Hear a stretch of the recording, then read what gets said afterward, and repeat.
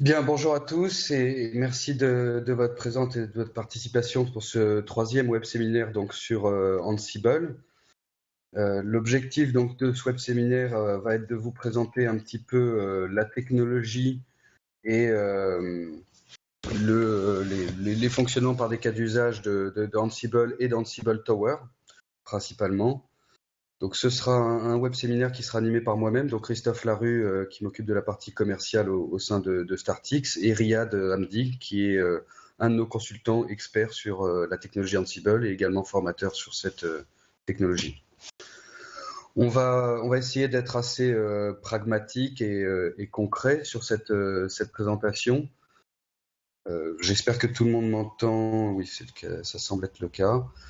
Donc l'objectif va être de vous brosser en un peu moins d'une heure, voilà, une petite présentation rapide de Startix, parce que certains d'entre vous nous connaissez tous et vous êtes tous clients de notre entreprise, mais souvent vous ne voyez pas, vous ne connaissez pas forcément l'étendue de nos possibilités. Vous nous connaissez pour de la formation ou pour les souscriptions Red Hat principalement. Mais là, l'idée, c'est de vous présenter aussi un peu les compétences qu'on est capable de vous apporter. Puis ensuite, on va se concentrer sur la technologie Ansible, un peu les concepts. Et là, c'est Riyad qui va vous présenter le fonctionnement d'Ansible et un peu les manières dont Ansible a adressé la problématique d'automatisation. Et puis, il réalisera une démonstration technique ou même plusieurs cas d'usage d'Ansible et d'Ansible Tower. On terminera par un petit échange de questions-réponses qui sera un peu plus ouvert de manière à pouvoir interagir et que vous puissiez nous poser les questions qui vous semblent pertinentes par rapport à cette technologie et la manière de l'utiliser au sein de votre système d'information. Hop, alors je reviens. Donc Startix, vous nous connaissez certainement depuis, pour certains, plus d'une dizaine d'années, puisque ça fait 13 ans qu'on existe. Et dans notre ADN, on a vraiment la passion qui nous anime tous. Il faut voir que tous nos consultants sont évidemment certifiés Red Hat, mais sont rentrés dans l'open source par des biais ou des portes diverses et variées. Mais ce qui nous a tous fédérés et fait se rencontrer, c'est vraiment l'intérêt pour l'open source et pour les technologies issues des logiciels libres. On a su nouer des partenaires en 13 ans avec vraiment les leaders dans chacune de leurs technologies, notamment Red Hat depuis le début et depuis l'ouverture de leur programme de partenariat, mais également Google avec le Google Cloud Platforms, Amazon Web Services également pour tout ce qui est cloud public. On a été également un des premiers en France, si ce n'est le premier, à signer un contrat de partenariat avec Puppet Lab, à l'époque où ils étaient très peu connus. Et puis également Couchbase, qui est plus dans le domaine du big data, mais un des leaders et une des bases les plus évoluées et avancées dans le domaine du big data et de l'analyse en temps réel de volumes de données importants. On intervient également sur des technologies d'avant-garde, tout ce qui est IaaS, donc Infrastructure as a Service, les plateformes as a Service avec des produits comme OpenShift ou Beanstalk, le Software as a Service que Google, sur lequel on apporte une expertise notamment autour de Google et toutes les API Google et AWS. L'infrastructure as code, qui est notamment avec Ansible, comme on va le voir, Puppet et d'autres technologies, une manière de mieux gérer de manière plus flexible et plus agile vos différentes ressources informatiques. Et évidemment les containers qui sont maintenant chez nous une technologie qu'on maîtrise extrêmement bien et qui nous permet de vous apporter du conseil sur la containerisation, la mise en place et l'application de microservices au sein de vos applications. Tout ça s'adresse pour des problématiques qui sont de plus en plus courantes chez vous, des problématiques d'orchestration de services, de workflow, d'urbanisation quand on est sur vraiment des gros data centers et de on-demand scaling, qui sont vraiment les nouvelles manières de gérer vos applications. Pour brosser un portrait assez rapide des compétences qu'on peut vous apporter, on va intervenir sur 4 domaines. l'expertise sur toutes les technologies qui gravitent autour, donc le stockage, le big data, avec notamment Ceph, avec Couchbase, avec des technologies type cluster, le middleware et les applications, avec des serveurs d'applications Node.js et même du développement dessus, et puis le middleware, évidemment, JBoss chez Red Hat, qui est extrêmement important et qui a une empreinte sur le marché extrêmement forte. L'infrastructure as code et l'infrastructure as a service, pardon, et le platform as a service, où là, pareil, le portefeuille Red Hat nous apporte des technologies assez matures, extrêmement robustes, basées sur de l'open source, qui permettent de monter des clouds privés, des clouds hybrides et d'avoir tout un workflow de platform as a service qui est intégré avec notamment Docker au cœur du fonctionnement de ce workflow. Et puis on intervient également sur les technologies cloud management et évidemment l'infrastructure et l'OS avec RHEL qui est pareil, fait partie de notre ADN. Donc voilà, notre expertise et nos consultants, on peut vous offrir des compétences sur l'ensemble de ces sujets et vous aider ou vous accompagner là-dessus. On s'appuie toujours sur des partenariats d'entreprises et des partenaires leaders sur le marché, donc on offre également leur support éditeur. On est pour l'intégralité de ces technologies, on est également centre de formation où on a des formateurs qui sont certifiés officiellement par les éditeurs. Et enfin, on intervient sur le développement principalement de microservices basés sur des applications légères type notamment Node.js. Bon, là, vous avez un petit historique de Startix sur lequel je vais passer assez vite. Ce qui est notable, c'est voilà, une création et une entreprise qui est assez ancienne, ce qui fait qu'on a beaucoup de clients, mais qui reste assez jeune dans ses équipes. On a su signer un certain nombre de partenariats et on a une croissance qui est assez forte, surtout ces dernières années, puisque les technologies qu'on représente sont vraiment extrêmement porteuses. On est également un centre de formation. Et j'insiste là-dessus parce qu'un certain nombre d'entre vous ont dû nous connaître en venant assister à nos formations. On existe donc depuis 2003 et on forme à peu près 1000 personnes par an. On a des évaluations qui sont vraiment de bonne qualité, de part à la fois sur le contenu qu'on offre et qu'on adresse, mais également sur la compétence de nos formateurs et la qualité de notre centre de formation. Je demande un instant parce que j'entends des bruits de fond et je pense que vous aussi, il doit y avoir un micro qui n'est pas désactivé. Je vais le faire tout de suite. Voilà.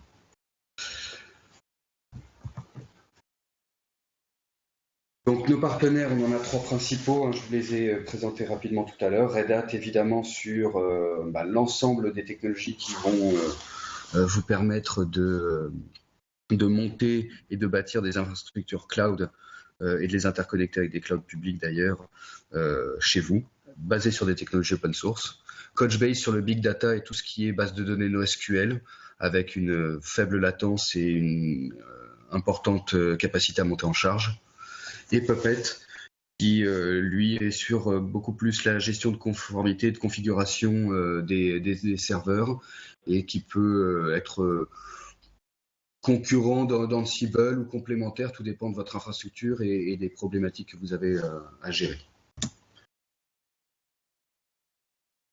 Bon, ce graphique, on a déjà fait le point un petit peu sur ces différentes technologies. On vous communiquera cette présentation également par courrier si vous en faites la demande. Donc vous aurez comme ça un petit rappel des différentes problématiques sur lesquelles on peut vous aider, sur lesquelles vous pouvez vous appuyer sur nous. Et puis, vous verrez également un certain nombre de références. D'ailleurs, certains d'entre vous se reconnaîtront certainement dans cette petite slide. Je vais laisser la parole maintenant à Riyad, qui va vous présenter un petit peu le principe de fonctionnement d'Ansible Tower et puis qui ensuite pourra réaliser les 2 ou 3 démonstrations qu'il a prévu de vous présenter. Riyad, je te laisse la parole. Merci Christophe. Alors bonjour à tous et merci de nous avoir rejoints pour ce web séminaire qui tourne autour des technologies Ansible et Ansible Tower. Je vais commencer par me présenter assez rapidement. Donc Riyad Hamdi, je suis architecte certifié Red Hat. Je travaille en tant que consultant et également formateur pour Startix. Donc je fais des missions de consulting, que ce soit au nom de Startix ou au nom de l'éditeur, donc Red Hat directement. Euh, ça date depuis quelques jours, mais j'ai été choisi talent de l'année par Red Hat je travaille surtout sur les technologies DevOps, notamment Ansible, Docker et Puppet.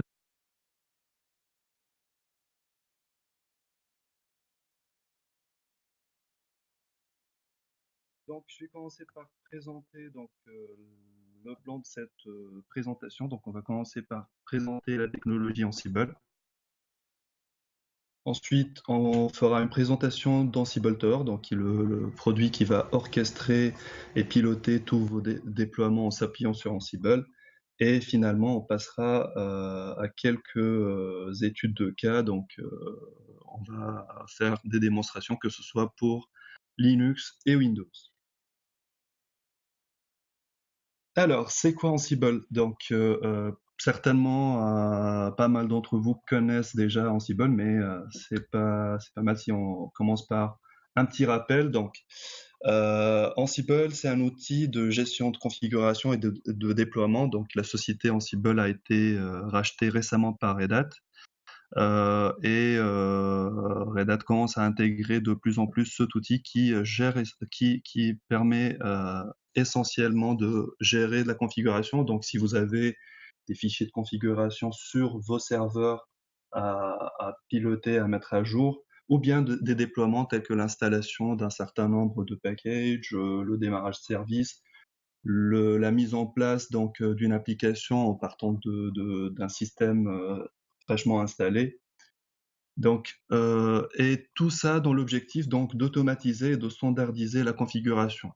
Quand je dis standardiser la configuration, ça veut dire présenter ou bien présenter un moyen qui soit unique pour tout le monde pour automatiser le déploiement. Par exemple, si je prends le déploiement avec du shell, donc si on demande à deux personnes différentes de faire ou bien de résoudre les mêmes problématiques d'automatisation avec du shell, on va arriver à la fin avec des scripts qui sont plus ou moins différents parce que chacun aura sa manière d'écrire des shells, donc il y aura des commandes différentes qui feront la même chose. Alors l'objectif d'Ansible, c'est de permettre d'automatiser ça en se basant sur ce qu'on appelle des playbooks. Alors les playbooks, c'est des fichiers qui sont écrits sous format YAML et qui permettent de décrire l'état final du système dans lequel on veut que l'infrastructure soit mise. Et donc c'est à Ansible de prendre en compte ce playbook-là et de mettre le système dans l'état dicté dans le playbook. L'avantage d'Ansible, c'est qu'il est agentless, donc vous n'avez rien à installer sur vos machines. Vous ne serez certainement pas embêté par votre équipe sécurité qui n'acceptera pas d'installer un agent ou un outil sur les différentes machines gérées par Ansible parce que tout simplement Ansible il se base sur un serveur OpenSSH Server qui est déjà installé sur les distributions Linux et sur une composante dans le PowerShell si vous utilisez Windows, donc ça s'appelle WinRM. Ces deux composantes sont installées de base et il suffit de les activer sur les machines pour pouvoir bénéficier de l'automatisation grâce à Ansible. Le grand avantage d'Ansible par rapport à d'autres outils de scripting tels que Python ou Shell également, c'est de pouvoir garantir l'idempotence. Et l'idempotence, c'est une notion qui vient des maths. Je vais pas expliquer dans le sens mathématique, mais en gros, dans le déploiement informatique, on dit qu'un déploiement il est idempotent. Ça veut dire si je l'applique plusieurs fois, ça va pas me générer une erreur. Au contraire d'un script shell, je prends à titre d'exemple un script qui va créer un répertoire. La première exécution, donc le répertoire n'existe pas, ça va être valide, donc il y aura pas d'erreur. Deuxième exécution, j'aurai une erreur qui me dit que le répertoire existe déjà. D'accord.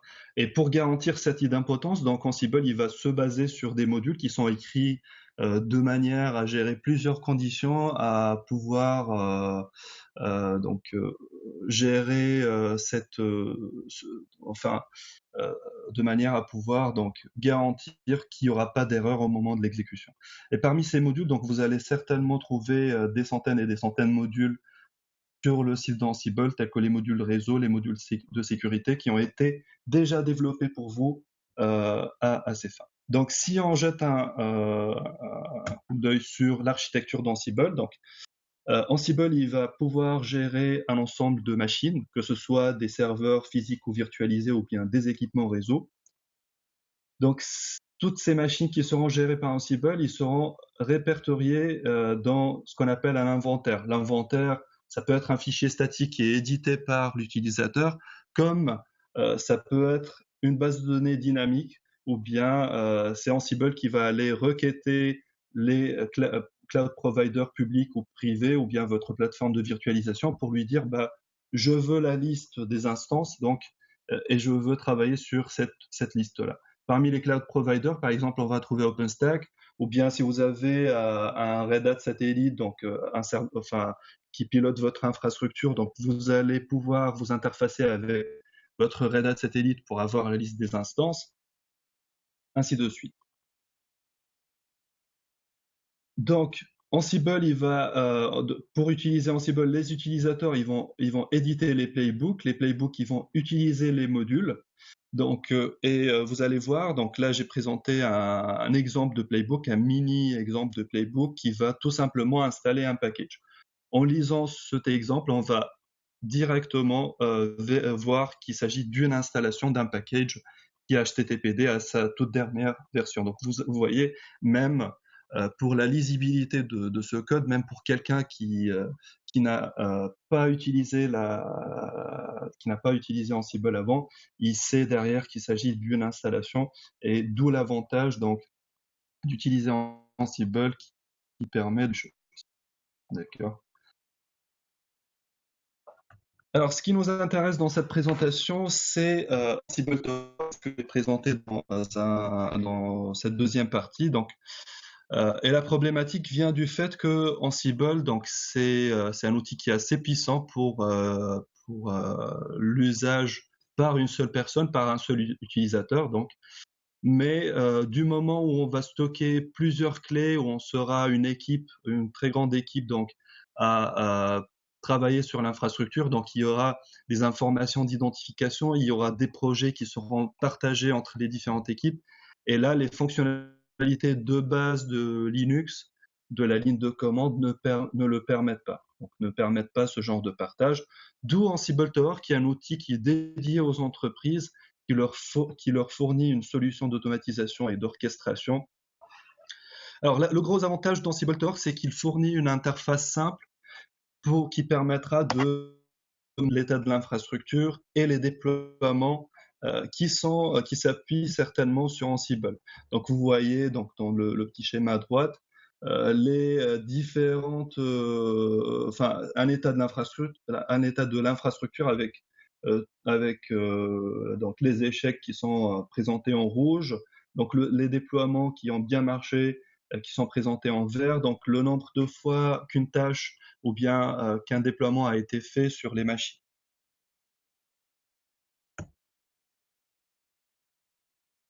Comme pas mal de produits Red Hat et multi-organisation, donc l'organisation c'est une qui vous permet donc de structurer et de confiner votre infrastructure dans des organisations. C'est surtout une fonctionnalité qui est rajoutée récemment dans les produits open source pour pouvoir bénéficier. Donc c'est comme si vous avez racheté ou bien c'est comme si vous utilisez un mini produit dans le produit lui-même. Donc on peut imaginer par exemple si vous êtes une équipe de sécurité, une équipe qui fait l'administration, imaginons un support global, une équipe qui gère tout le SI ressources humaines. Donc on va créer une organisation ressources humaines, une organisation sécurité, une organisation support global. Et le gros avantage, c'est que aucun des utilisateurs dans l'organisation ressources humaines ne pourra voir les projets dans l'organisation sécurité. On peut imaginer également donc une organisation machine Linux, votre parc de machines Linux, une organisation Windows, donc pour le parc des machines Windows. Et là, donc, une tendance d'utiliser les équipements réseau pour la nouvelle génération d'équipes réseau. Donc, on pourra également imaginer une organisation networking qui va être utilisée par les administrateurs réseau pour gérer leur parc. Euh,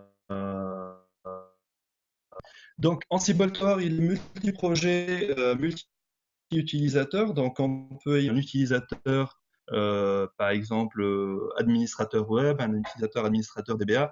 Chacun de ces utilisateurs aura des droits d'accès à des projets. Par exemple, on peut imaginer la team web. En fait, la team, c'est un ensemble d'utilisateurs donc qui partageront plus ou moins les mêmes données d'authentification, les mêmes droits d'accès au projet. On peut imaginer la team web qui pourra accéder au projet déploiement web, mais pas au projet, ce qui permet de garder les méthodes de déploiement un peu secrètes pour la team déploiement.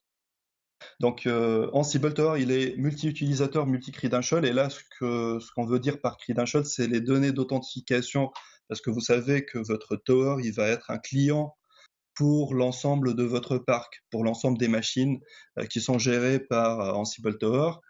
Et ces données d'authentification, ça peut être des clés SSH pour les machines Linux, ça peut être des noms d'utilisateurs, mots de passe, ça peut être également des données d'authentification Kerberos, ainsi de suite. Donc, que l'outil vous permettra de faire, c'est déjà de stocker ces données d'authentification de manière sécurisée et chiffrée. Donc, si vous stockez une clé de connexion, votre clé privée SSH, elle sera stockée dans la base, mais elle sera stockée de manière cryptée, donc vous ne craignez rien. Au contraire, si vous utilisez Ansible depuis la ligne de commande, l'utilisateur root, par exemple, il pourra aller voir donc la clé privée que vous utilisez pour accéder à l'ensemble des serveurs. Et vous pouvez me dire oui, mais on fait confiance à lui. Oui, mais n'importe quel autre sudoer, il pourra aller voir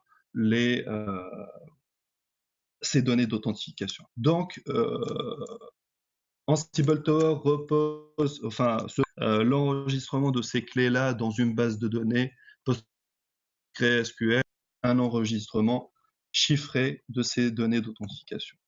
Alors, on va passer aux études de cas. Donc, on va commencer par une première démonstration. Donc, je vais essayer d'utiliser Ansible Tower pour piloter de 3 backends web. Donc, la première machine s'appelle servera.lab.com, la deuxième serverb.lab.com. Ce sont 2 machines CentOS qui sont hébergées donc sur ma plateforme de virtualisation en local.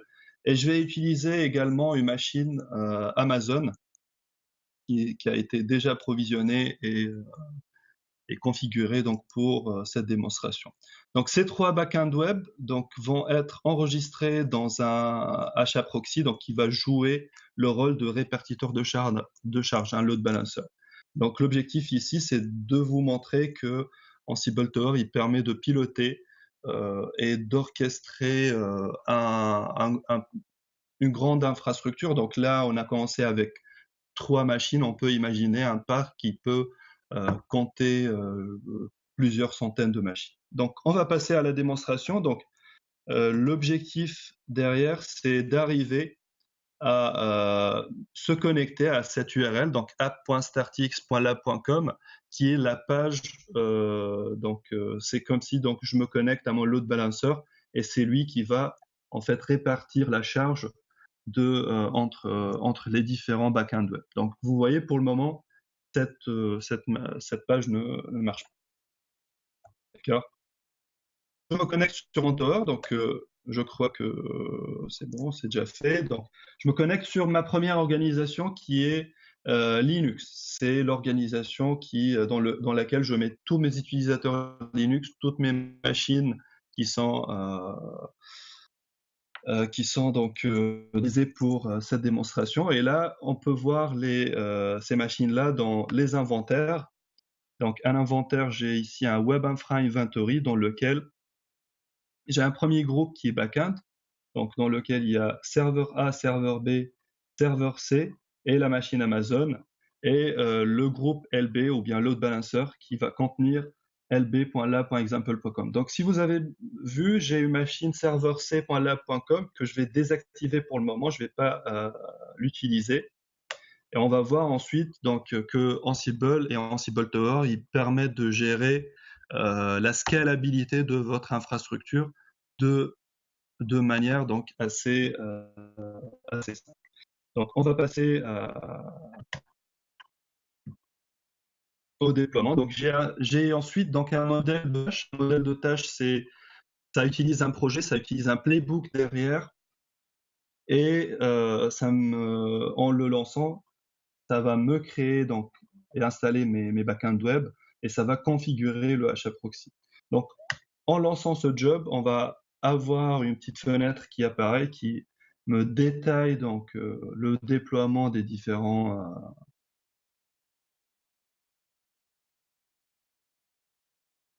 Donc là, il installe le serveur HTTPD sur les différentes machines. Donc, alors j'ai oublié d'enregistrer pour la machine serveur C, mais c'est pas grave. On peut la retirer à n'importe quel moment de l'inventory, donc elle ne sera pas incluse dans le déploiement. Là, ce qu'il fait, c'est qu'il copie donc deploy web content per server. C'est des noms qui ont été choisis par moi-même donc lors de l'écriture de ce playbook, lors du développement du playbook. Et là, ce qu'il fait, c'est qu'il copie donc l'ensemble des pages qui vont s'afficher sur chacun des serveurs. Et quand il aura fini ça, il passera à la configuration du HAProxy, à la configuration du load balancer, qui est une opération qui va prendre maximum 1 minute, 2 minutes maximum.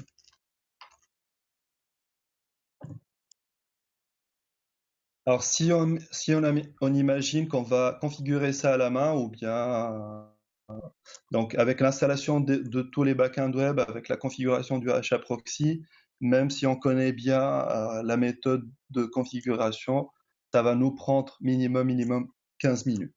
Alors que là, ça se fait en 2-3 minutes maximum. Voilà. Il installe le HAProxy, il configure donc les backends web là-dedans. Et là, vous voyez, donc ça réussit. Et si j'essaie de me connecter à la page qui ne s'affichait pas tout à l'heure, donc je vais voir que maintenant ça marche. Et donc le balancer, il répartit la charge, il m'envoie directement. Et si je rafraîchis la page, par exemple, donc l'autre balancer, on voit bien qu'il fait son travail correctement. Il me renvoie vers la machine actualise, donc ça me renvoie vers la machine B, ainsi de suite. Alors, je vous ai parlé aussi de la scalabilité de votre infrastructure. Je vous ai dit que, par exemple, je peux rajouter ou bien retirer des machines assez dynamiquement. Donc là, j'ai toutes les machines A, B, C, OK, et Amazon. Bah, imaginons, je veux réduire donc ou bien augmenter le nombre de machines dans cette infrastructure donc web avec répartiteur de charge. Et tout ce que j'ai à faire, c'est d'aller dans l'inventaire et de désactiver ces machines. Même pas besoin de les supprimer de l'inventaire. Par exemple, serveur A, je veux le retirer, donc il sera plus dans. Donc j'ai enregistré, là j'ai enregistré, et imaginons la machine Amazon, je vais la désactiver de l'inventaire également. OK? Si je relance le déploiement, bah vous allez voir qu'au niveau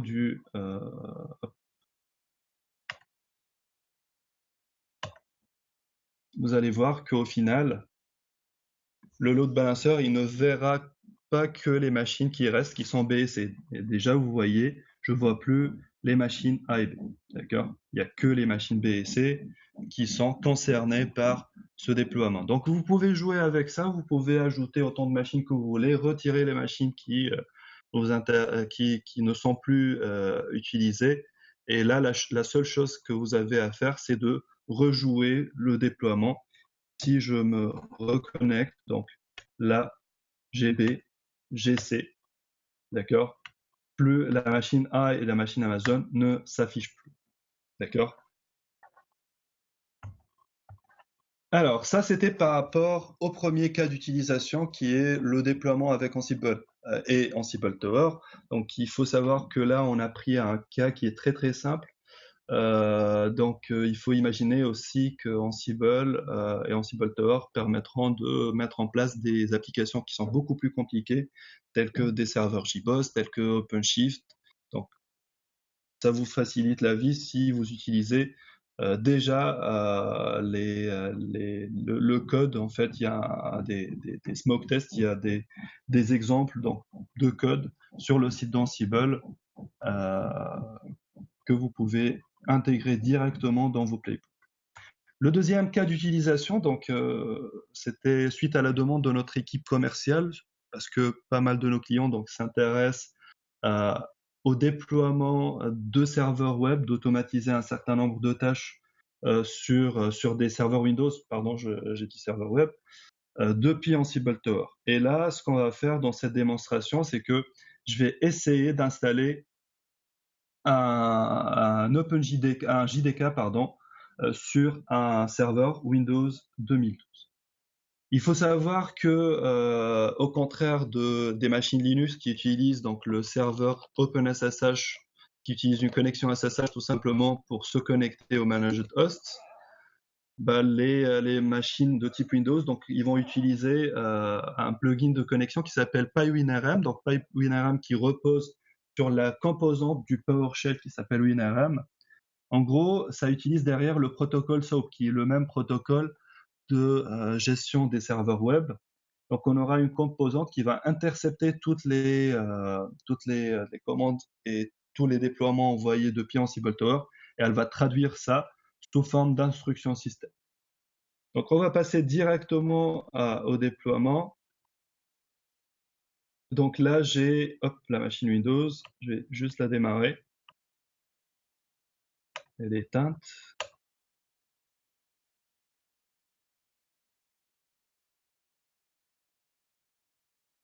Et là, la version de Windows que j'utilise, c'est la version 2012. Donc le PyWinRM, en fait, il est valable depuis la version de Windows 2008. Donc si vous comptez utiliser Ansible pour gérer votre parc Windows, il vous faut une machine qui est plus récente que Windows 2008. Donc,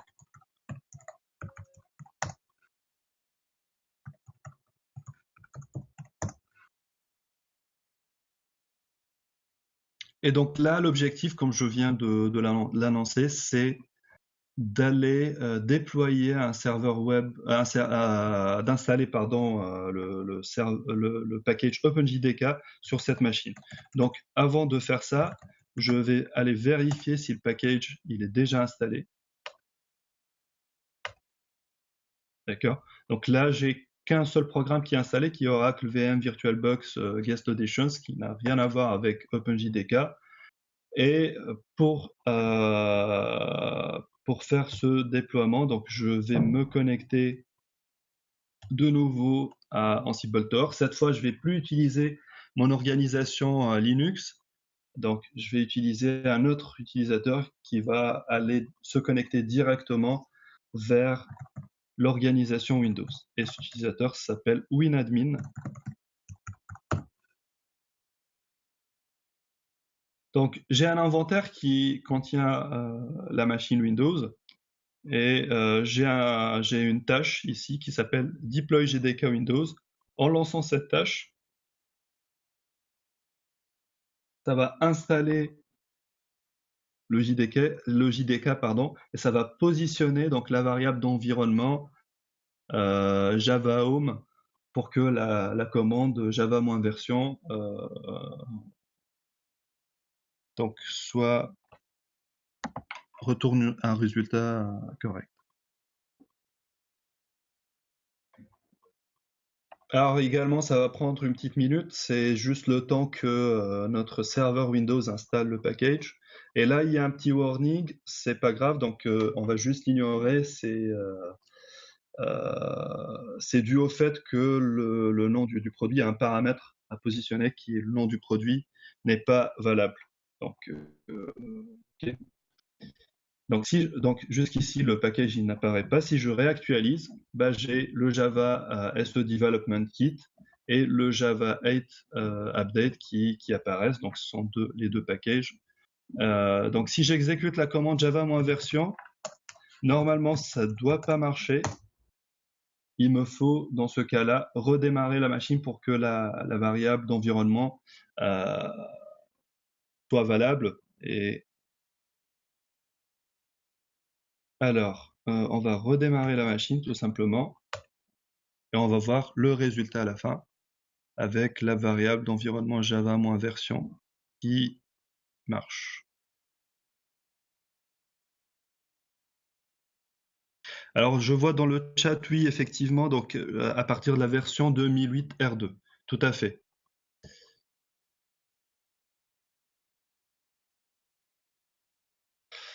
Alors, je connecte.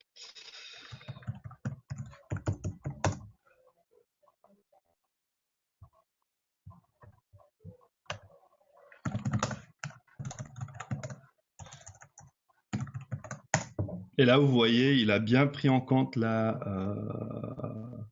Alors non, fail...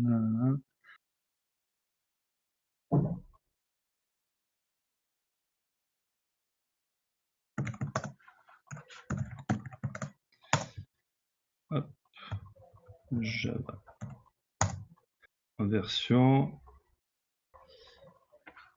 Alors apparemment il lui manque un DLL, donc vu que j'ai installé, désinstallé plusieurs fois, donc pour des raisons de test chez moi, donc vu que j'ai installé et désinstallé plusieurs fois donc le produit, ça a généré probablement cette erreur. Mais normalement, si je regarde dans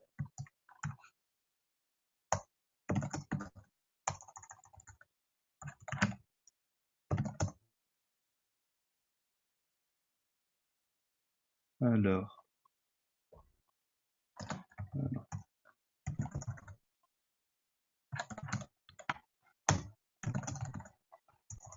voilà, j'ai bien un répertoire Java qui prouve que le JDK a été bien installé. Donc pour le positionnement donc de la variable d'environnement, je crois qu'il y a une petite erreur due au fait que j'ai positionné cette variable plusieurs fois donc ce matin, qui fait que la machine elle est peut-être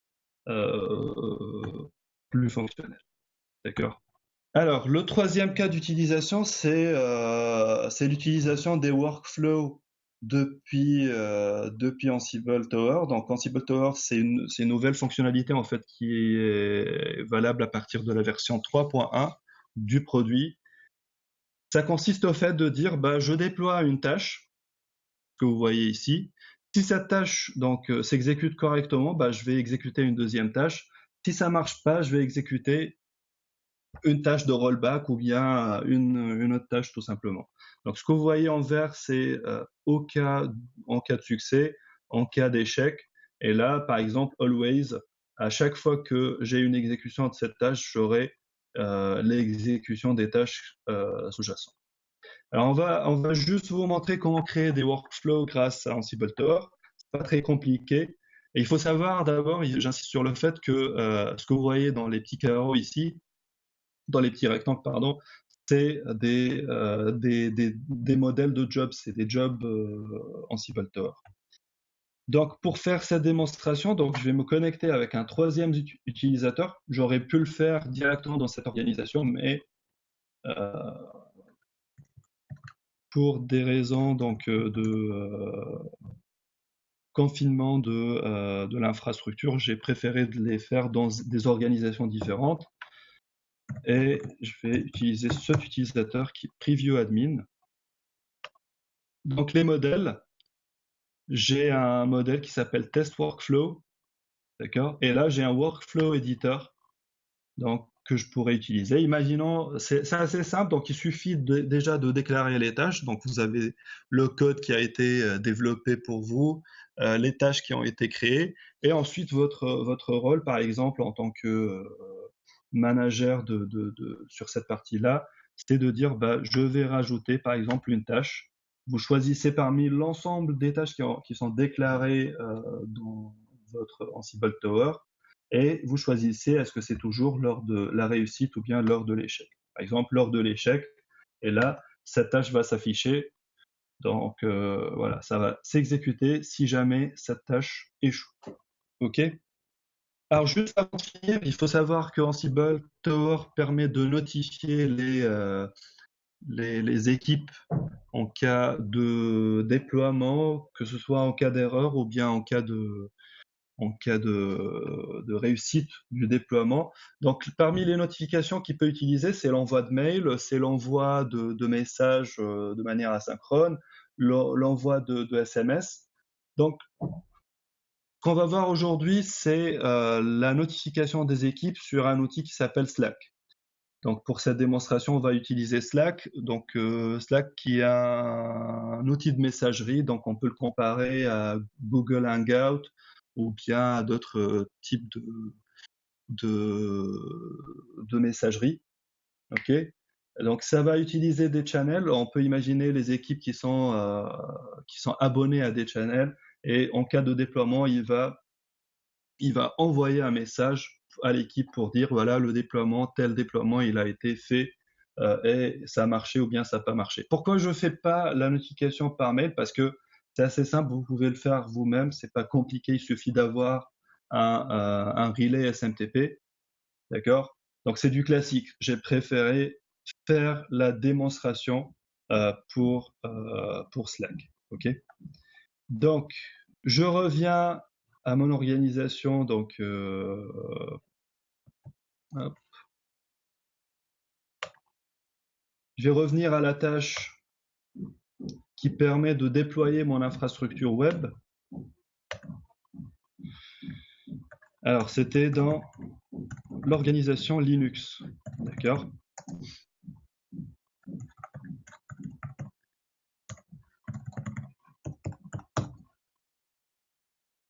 Et il suffit d'aller dans mes modèles, deploy donc load balanced web infra, et au lieu de lancer la tâche, je vais aller la modifier pour activer la notification.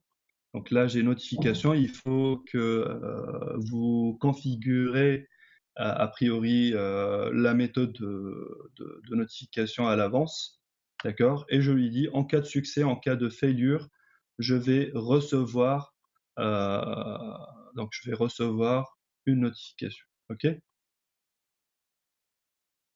Donc quand je déploie ma tâche, vous allez voir donc ici dans cette zone-là sur l'écran, vous allez voir une notification qui apparaît, c'est la notification de Slack, ok? Slack étant lancé ici, ok?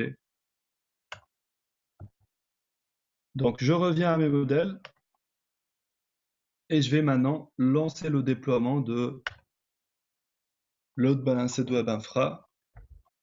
Et à la fin de l'exécution, donc ça va permettre d'envoyer un message à l'équipe.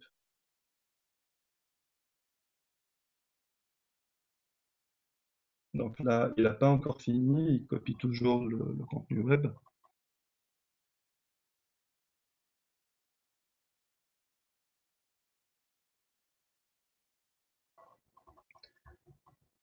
Et là, il a fini. Vous voyez, j'ai une notification de Slack. Si je me connecte, je vais voir Job Deploy Load Balanced Web Infra. Donc, c'est un message qui est reçu à 10h48 qui concerne la tâche Deploy Load Balanced Web Infra. Et si je veux voir donc le résultat de ce qui s'est passé, imaginons j'ai fait un Fire and Forget, j'ai envoyé, j'ai lancé la tâche et j'ai passé à autre chose. J'ai passé à d'autres tâches en parallèle. Je peux revenir sur l'historique du déploiement. Je vais voir que ça a bien marché. Donc, c'est la page qui s'est affichée tout à l'heure. Donc voilà, ma présentation touche à sa fin. Donc si vous avez des questions, elles sont les bienvenues, bien sûr. Vous pouvez utiliser le chat, vous pouvez également activer vos micros. Donc, je vais juste demander à Christophe Il y a une d'activer les première micros. question, ouais. Il y a une première question de Julien. Donc, c'est Ah, est-ce que les tâches d'orchestration pour les systèmes Windows sont aussi riches que pour les systèmes Linux? alors il faut savoir que Ansible, quand il a été développé, il a été fait essentiellement pour gérer des systèmes Linux. Donc, les modules qui ont été développés pour Linux, ils sont 10 ou 15 fois beaucoup plus importants que les modules Windows. Mais là, la communauté, donc on a une communauté qui travaille sur le développement de modules Windows, qui est assez active et on a le nombre de modules qui commence à augmenter de petit à petit. D'accord? On a les modules donc pour la gestion des tâches de base, telles que l'installation, telles que la copie de le copie de fichier, telles que par exemple la gestion de configuration d'un certain nombre de fichiers sur Windows. Donc c'est les tâches élémentaires que que n'importe quel administrateur aura besoin pour gérer ces machines. Et je crois donc de point de vue utilisateur simple donc de ces modules sur Windows, je crois que c'est assez suffisant pour permettre de gérer une machine et de déployer une machine de bout en bout. D'accord? Alors, voilà.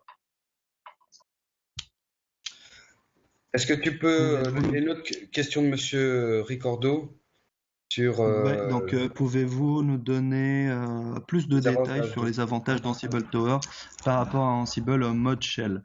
Alors, alors j'ai parlé d'abord donc du partage des credentials.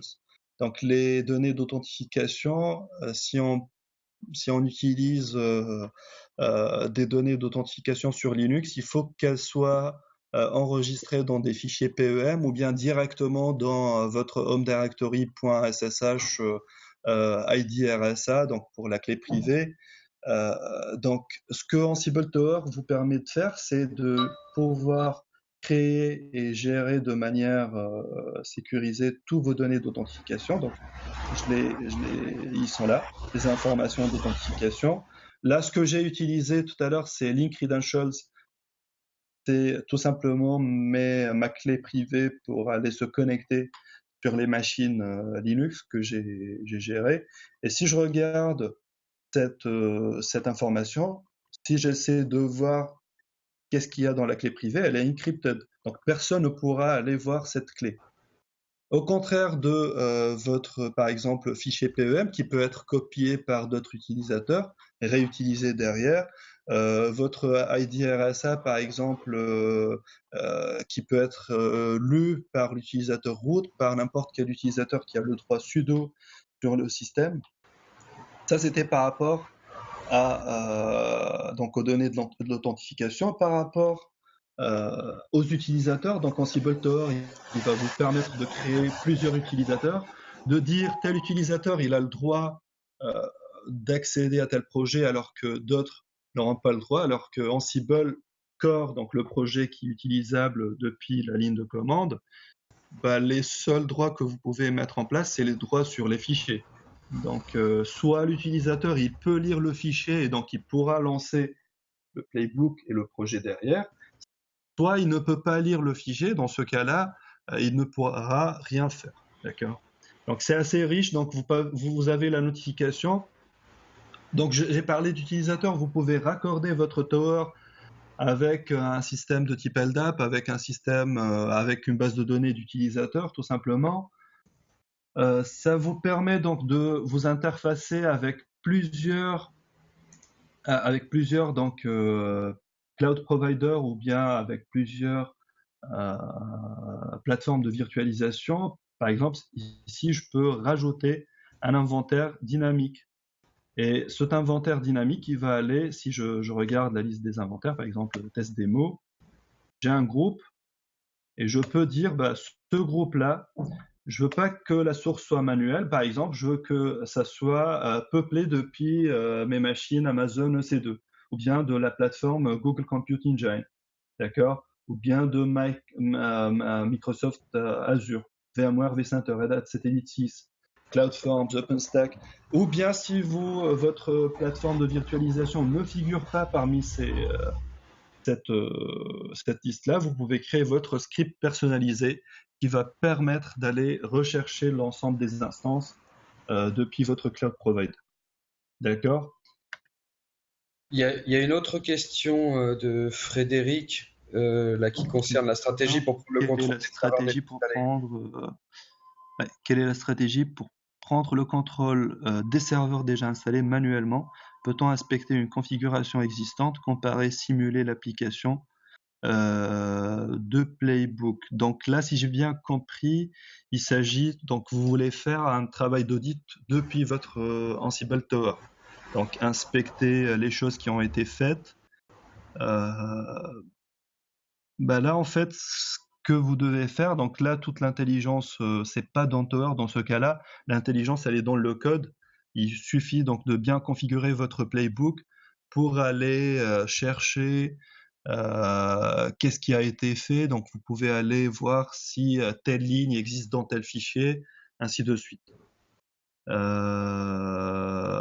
est la stratégie pour prendre tout le contrôle des serveurs déjà installés? Oui, donc Ansible Tower, il permet justement de prendre le contrôle de serveurs déjà installés.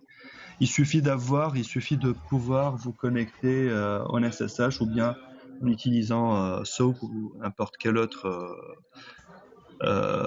protocole de connexion pour pouvoir prendre le contrôle de ces machines. Il y a la question de Monsieur Eketer qui suit. Est-ce qu'Ansible détecte les conflits entre deux tâches lors d'un déploiement complexe? Exemple, un module demande l'installation de HTTPD, un module demande l'installation de sa désinstallation. Alors, il faut savoir qu'Ansible, donc il me semble qu'il y a un micro qui... Oui, je vais m'en occuper. Ouais. Je te laisse répondre, je m'en occupe. Alors, il faut savoir que la stratégie donc de déploiement d'Ansible, c'est du séquentiel. Donc ça, c'est même pas un conflit dans ce cas-là. Si vous avez un premier utilisateur qui a déclenché l'installation de HTTPD, on va prendre l'exemple, et un deuxième utilisateur qui a déclenché son désinstallation, celui qui arrive en dernier aura le dernier mot. Ça veut dire, si moi j'ai déclenché ma tâche en dernier, il va terminer l'autre tâche d'installation, et ensuite il va passer à la mienne qui est la dernière, va dire ok, je vais désinstaller HTTPD. Ok, donc c'est la logique donc d'exécution en mode donc séquentiel dans l'ordre d'exécution d'Ansible qui fait que il n'y aura pas ce genre de conflit. Donc s'il y a un conflit, c'est au niveau du code qu'il faut gérer. Donc Ansible et Ansible Tower, ils ne font que ce que les utilisateurs leur demandent de faire. D'accord. Dernière question, en tout cas qui là pour l'instant est sur le chat et auquel tu n'as pas répondu, c'est DSI Lille, est-il possible d'ordonner des tâches, d'exécuter les tâches à une heure donnée?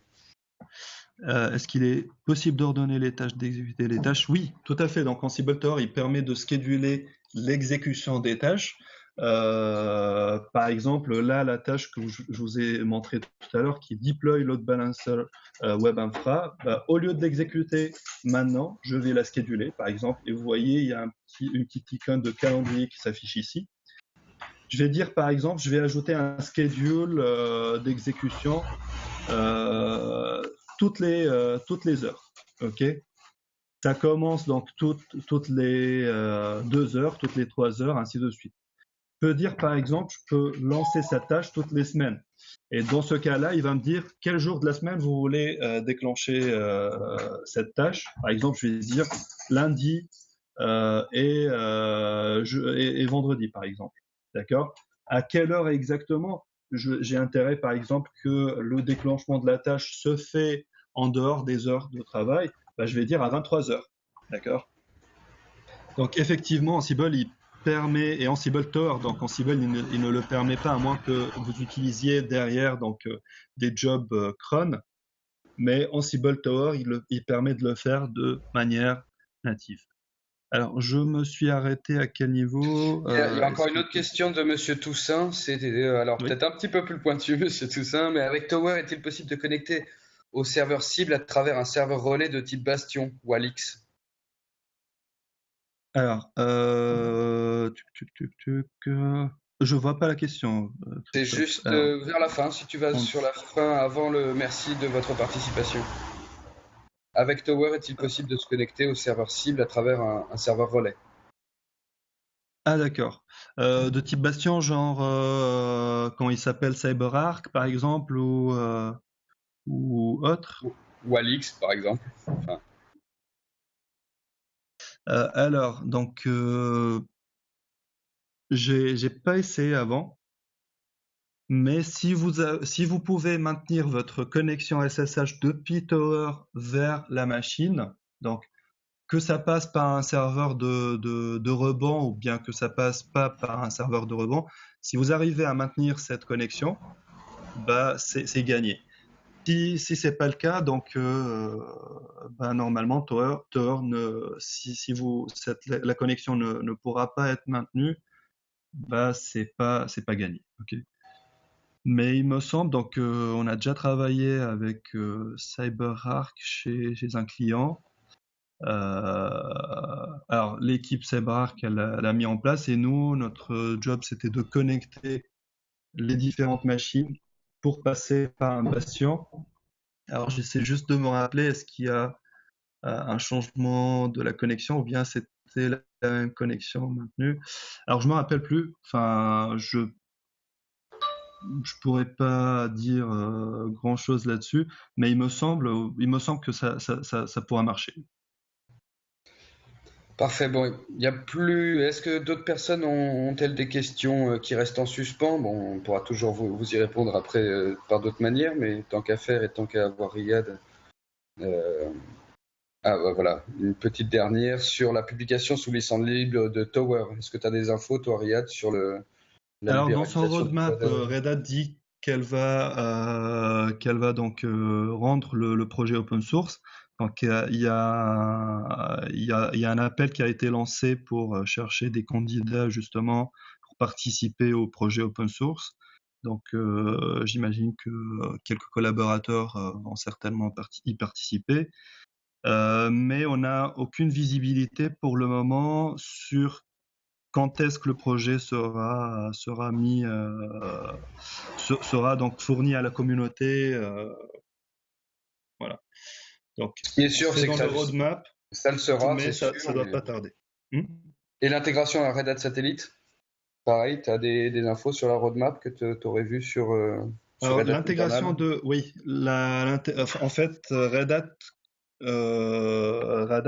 Hat va tout simplement intégrer Ansible, le produit communautaire, dans sa prochaine version qui est la 6.3 de Red Hat Satellite, qui est prévue automne 2017. Donc quand on dit automne, ça doit être le mois Octobre. de septembre-octobre. Voilà. C'est ce qui est annoncé par Red Hat. Donc sur le site de Red Hat, ils mettent Fall 2017. Donc ça doit être durant cette période-là. Une petite précision d'ailleurs sur ce sujet, on prévoit justement d'organiser un web séminaire pour la sortie de cette version de satellite, donc on vous tiendra au courant. Mais on a prévu, voilà, sur octobre a priori, puisque c'est pour l'instant le planning qui est annoncé par Red Hat, d'organiser un séminaire pour présenter les nouvelles fonctionnalités ou les changements majeurs qui auront lieu dans cette version 6.3 du satellite. Bien, bah écoutez, je vous remercie beaucoup de votre participation. Je pense que là, on a fait le tour du sujet. On a réussi à tenir à peu près l'agenda puisqu'il est 11 heures, donc on a bien tenu dans un format d'une heure. J'espère que que ça vous a permis d'y voir un peu plus clair pour certains sur des points précis ou en tout cas sur le fonctionnement de cette technologie. N'hésitez pas à revenir vers nous si vous avez des questions. Milena, qui s'occupe du marketing chez nous, reprendra contact avec vous la semaine prochaine pour vous fournir la présentation en PDF et puis avoir un petit retour de votre part, savoir comment vous avez trouvé cette présentation. Sachez qu'il y a une formation Ansible, et je terminerai là-dessus, qui a lieu fin août. Alors, c'est pas forcément la meilleure période, mais c'est la semaine du 21 août, donc si c'est quelque chose et un sujet que vous souhaitez creuser, là ça permet en 3 jours ou 4 jours, hein, Riyad, corrige-moi si je me trompe, c'est bien 4 jours. Oui, c'est une formation sur 4 jours, effectivement. Voilà, ça permet en 4 jours donc de vraiment mettre les mains sur la technologie, de se concentrer dessus et de l'approfondir pour après avoir une vision bien plus claire de comment l'utiliser vous dans votre quotidien. Merci encore de votre participation, merci Riyad, et puis passez une très bonne journée. Merci. Au revoir. Au revoir.